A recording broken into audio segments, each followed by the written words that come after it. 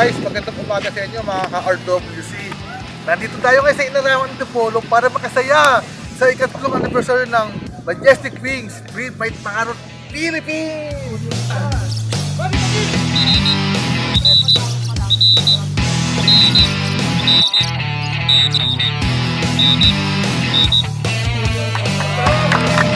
So ano yung mahalaga sa araw nito ngayon? Bukod sa pagse-celebrate ng 3rd year anniversary, first time din namin makapunta dito sa Inarawan tsaka makita yung competition ng different chapters. Yes. Yung special ngayon, kayong lahat special. Lalo na yung mga ibon na malalaki. Yun. Meron din yung itlog eh. Okay naman. Hindi ko alam dito kay Florante eh. Ano yung kay Florante? Expert sa mga ibon to eh. Ano ba ang gagawin? Yung ibon daw, ano daw eh? Yung ibon, sir. Ano? Magaling ang ibon ko eh. Sir, malaki bang ibon mo? Yan. Malaki? Malaki. Pwede masilip? Ando At din nahipo? sasakyan eh. Pwede, Ayun. ang sakyan. Pwede mahipo. Ang sakyan. Pero pwede kong hawakan mamaya, sir. Pwede. Pwede kong mahimas. Bato kahinga lang.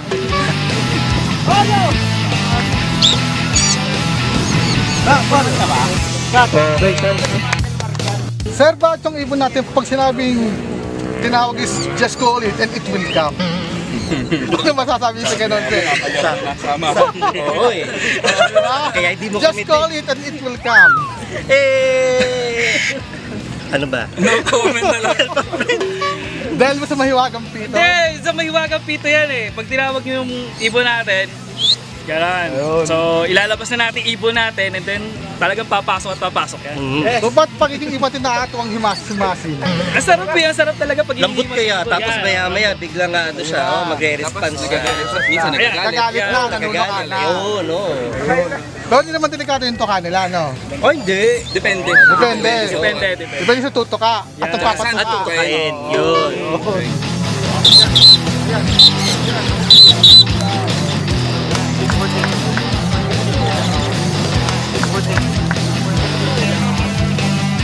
Sir, magsaselos ka ba yung ibon mo dumapo sa iba? Oo naman. Ayoko dumadapo sa ibang ibon ko eh. Ayun. Hindi, ang Isa lang ibon ang ko. dinadapuan ng ibon ko. Isa Ayun. lang.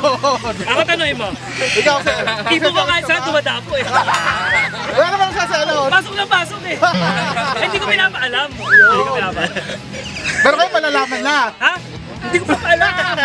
Basta hindi ko papaalam. Mahirap malaman. Pitpitan na ng itlog ng ibon.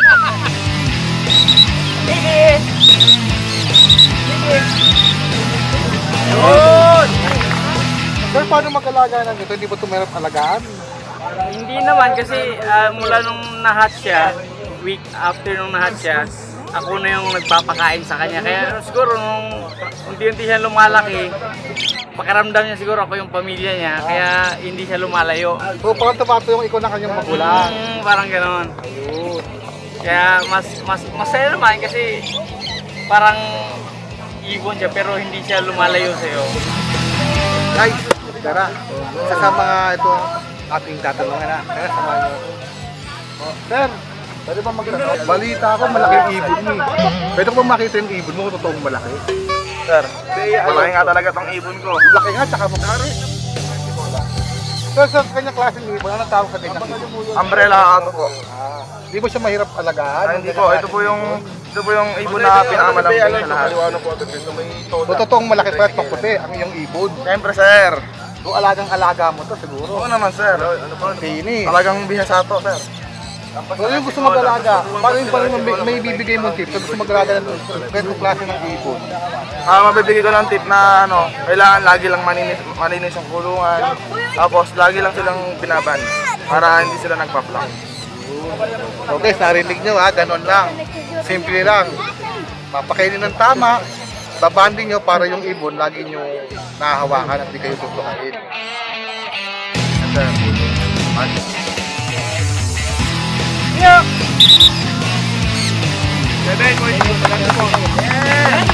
So, tanong ko lang, paano simula ang grupo nyo?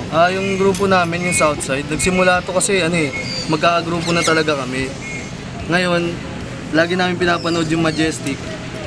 Sabay-sabay kami nagpunta sa World Trade. Ngayon, nakilala namin yung si Sir Rick Spirito, yun. Sinabi niya kung pwede na kami na lang yung magiging Southside. Nag-start kami January pa lang. January lang. So, bago lang. This year lang, bago lang. So ano sir, any tips na may bibigyan niyo sa gusto mag-alaga ng mga ibon tulad ng ganyan? Tip ko lang, alagaan silang maigi. Umpisa pa lang, 3 to 4 weeks. Kailangan nasa inyo na, hinakay pa lang para yung bonding nyo mas tumibay, mas tumindi. Para paglaki niya, sa'yo pa rin siya. Parang ikaw na yung magulang, ikaw na yung kapatid. Lagi kong katabi, gano'n.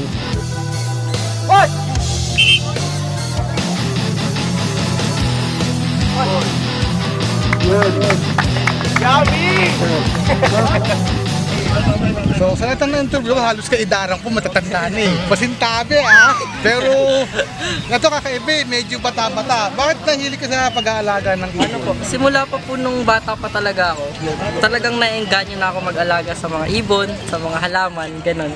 Nung, yun sa totoo nga lang po, dati pa po, bata pa lang ako, nakahuli na po ako ng ibon. So talagang hilig mo na, bata pa Opo, lang. bata pa lang po. So may pinagmanahan? Sa lolo ko po. Okay. So anong benefits na nabibigay sa'yo ng ibon na yan? Ano po siya, stress reliever, lalo na po sa school kapag, syempre, hassle din. Talagang ito na lang po yung pampalipas oras, ganun. Habang nagre-review, katabi ko, ganun. So ano ba yan? May kakaibang tricks ang ibon na yan? Opo. Pwede bang makita? Kali. Hello, hello. Hello. Hello. Ayun. Ayun na. Hindi siya camera siya ya. Hello, hello ka, hello. Say hello. Kali, hello. Kali, hello. Hello ka, hello. So paano mo pa nabibigyan ng quality time yan? Siyempre, estudyante ka, tapos nag-aalaga ka. Paano mo inati yung oras mo sa pag-aaral at sa pag-aalaga? Sa ano po, nagsasabay ko din. Kasi pag uwi, ganun, nakakawala lang siya. Kasi ito naman siya team. Kahit nagre-review ako, naggagawa kong assignment, nakakawala lang siya sa kwarto. So yan yung pinaka-banding mo. Okay. Habang nag-aaral siya, nakakawala na siya, nakakasama mo na siya. So, ilang taon na pala yung alaga mo? Ano siya, going 5 months na. 5 months na. So sa pag-aalaga niya, kuwari, umaga, paano ginagawa mo? Ano, pagkagising, magtitimpla agad ako nitong pagkain niya, tapos papakainin ko siya. Tapos after nun, pagtanghali, banding-banding na lang. Tapos sa gabi ko na ulit siya So papakain. after ng school, magkasama kayo ulit. Ayun.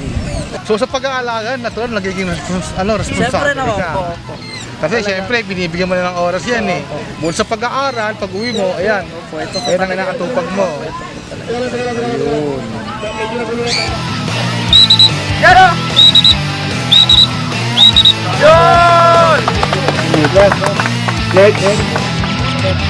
So guys, nasaksihan nyo naman kung gano'ng kalulupit yung ibon.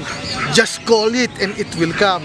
Kaya wag yung laging kakalimutan mag-subscribe sa World Creation at laging subaybayan ng Hunter X.